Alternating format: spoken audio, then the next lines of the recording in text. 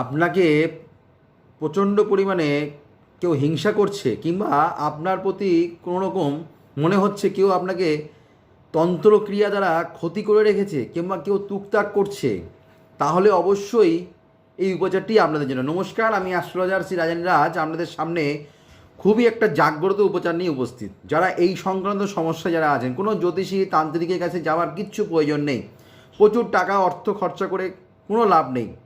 এই ক্রিয়াটি আমি নিজের হাতে আপনারা করুন, দেখবেন খুব সহজ উপায়, খুব ভালো সাকসেস পাবেন। কী করতে হবে? শনিবার মঙ্গলবার 19টা সপ্তাহ কিন্তু আপনাদের করতে হবে। কী নিতে হবে? পান পাতা নেবেন, যে কোনো শনিবার মঙ্গলবার একটা পান পাতা নেবেন।